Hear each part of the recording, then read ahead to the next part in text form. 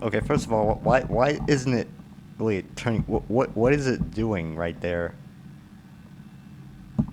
By the waypoint is just like doing like a big loop.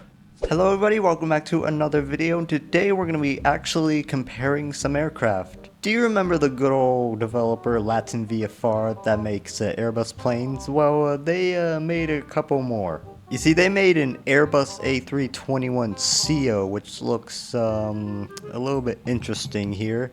They also made an A330-300 to add to their Airbus collection. And I used to fly Latin VFR planes on my Xbox. Those were the good old days. Today we're going to focus on the A321. And now, can this $25 Latin VFR go against the more expensive Fenix A321? Well, let's find out in today's video. First, we're going to start off with the Latin VFR. When you first buy it, it comes with IE engines, CFM engines, all that, and also with some winglets as well. And interestingly, they even have cargo variants of the A321, which is pretty cool, I guess. Like, look at this, it's just like a whole cargo variant. Let me see here. Oh yes, we got some cargo back here. And all these engine types come with all kinds of liveries. Now, taking a look at this aircraft, it looks pretty nice with the textures and all that. It looks all shiny. In the cockpit, they redesigned some instruments, especially the PFD here, which looks pretty nice, honestly. But unfortunately, the FMC still runs on default systems. Now, when it comes to how realistic this cockpit actually is, most of the buttons up here don't really work. Like, you can't like do the like fire extinguisher or any of that. It also comes with a cabin, and it's just plain old blue seats, really just a single class, no like first class or anything. It even comes with its own little EFB here. You can like put your flight plan in from SimBrief and calculate your takeoff, all the seats and stuff, lights. You can all control it from here. Meanwhile, the Fenix A321 costs about 40 euros, which is about $45, and it comes with the A319. It's really a bundle pack, but you have to own the Fenix A320 to even purchase it. It comes with all the engine variants, and to get liveries, you have to go to the Fenix Livery Manager. They have over like a lot of liveries here. And this plane isn't really on the marketplace, so that means you can't really fly it on an Xbox, so sorry Xbox users. Taking a look at this aircraft, it looks pretty nice. It looks even more shinier, and the textures look pretty nice. And then the cockpit here looks pretty well designed. You have these nice looking instruments here and textures, all that. Comes with an EFB. You can like do all like the doors and stuff, weight and balance, all that. In the cabin you have some more plain seats, but they look pretty nicer. And the lighting here looks pretty realistic, down to the overhead bins. Now, when it comes to the realisticness of the cockpit here, it goes above and beyond. Even like the circuit breakers work, and even like everything. There's like 200 failures in here. Even the circuit breakers back here, they all work. And yes, it's a pretty well-made airplane. Now next is the flight test, the most important part, because we have to see how good these things fly. So first we're going to start with the Latin VFR. We're going to do like a quick flight from Boston to Manchester, so let's go. Okay, here we go. Set flex. Oh, a little bit sensitive there. Okay.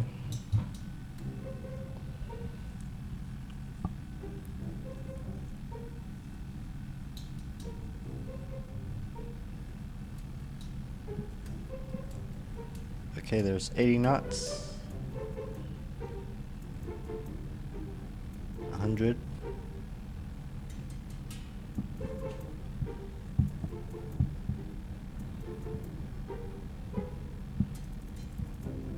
Now I'm gonna rotate here.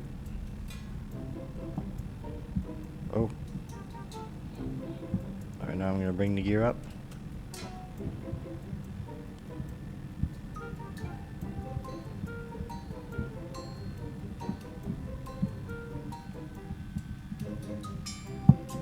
Okay.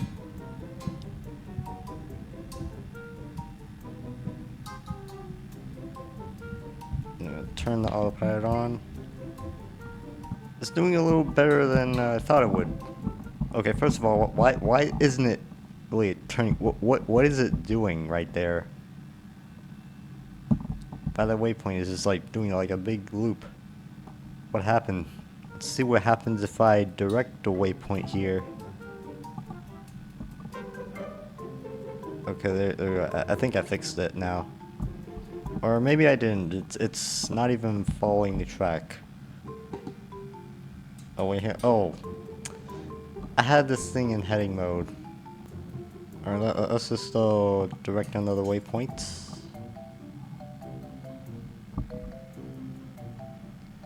Alright, there we go. Now it's working. Alright, it's working pretty good. Oh, it's kind of going past the speed limit. It really should be at 250 knots. Okay, it's slowing down now. And yeah, this plane's flying pretty nicely actually. I'm having some fun flying this. It's very responsive. Okay, there goes our top of descent. That's that little white arrow right there. I'm curious on how it works. Okay, we've reached our top of descent. There's never any like reference on what should we like be following. Ah, there it is. That green dot right there. Yeah, we should be descending down to the runway at Manchester now. Okay, I can fill some of this stuff in. We got the radio altimeter there. Okay, quite concerned about our speed here. We probably should be slowing down. Let's release the speed brakes. Okay, that's maybe kind of a little bit too much. There we go. Here's how the ILS looks. Looks pretty nice. Descend down to 2,000. Bring down the speed a little bit more. Probably gonna turn on approach mode now. Bring the gear down. We're gonna get on glide slope, trust me. This is all a part of the test. Alright, there we go.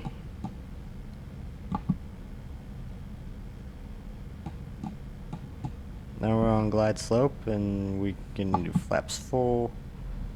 Okay, we have like a lot of tailwind here, so this might be a fast landing a little bit. Disconnect the autopilot. Oh, even auto disconnects. So that's interesting. Or maybe it probably disconnected somewhere on the approach. Alright, it's coming for a smooth landing now. In the LVFR. Haven't really flown it in a while.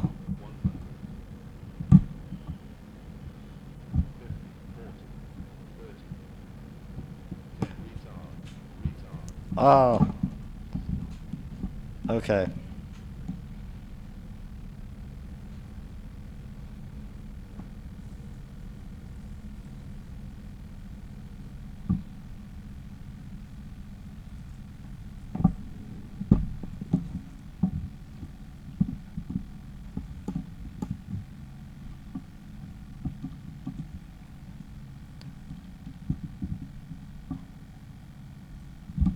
Alright, quite firm landing, but yeah, welcome to Manchester, everybody.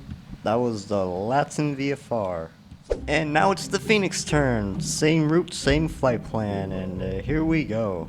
It's gonna be flex takeoff.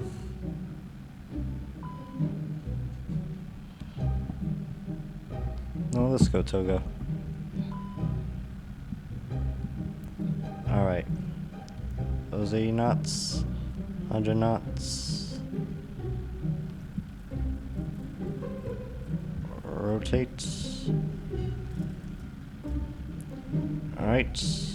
We're gonna bring the gear up.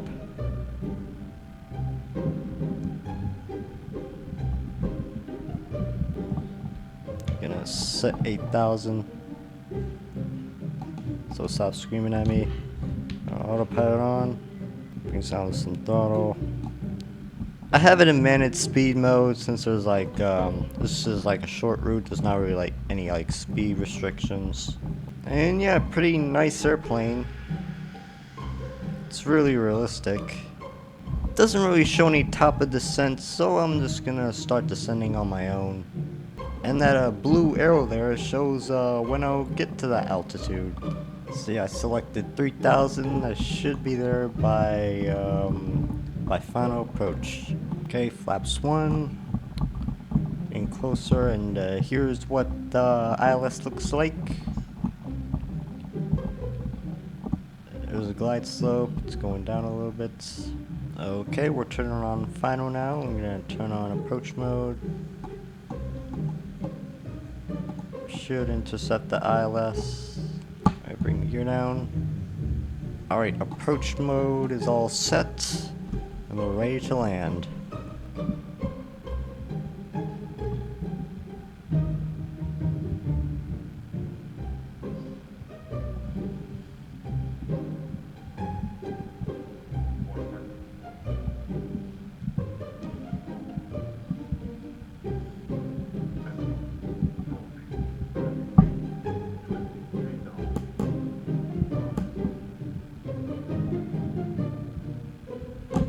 Alright.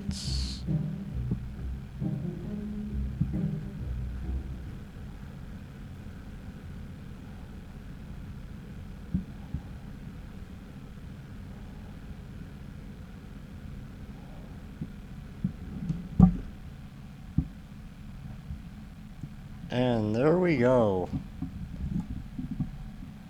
A little bit smoother landing on the Fenix. And welcome to Manchester again. And yeah, that concludes it for the comparison between the Fenix and the LVFR.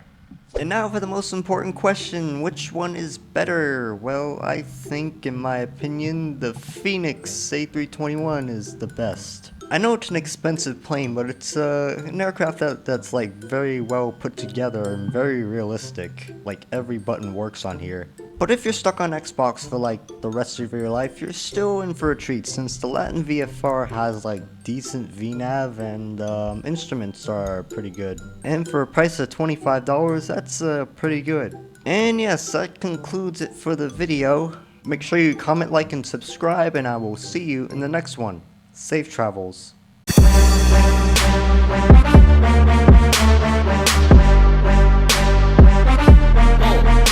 Oh.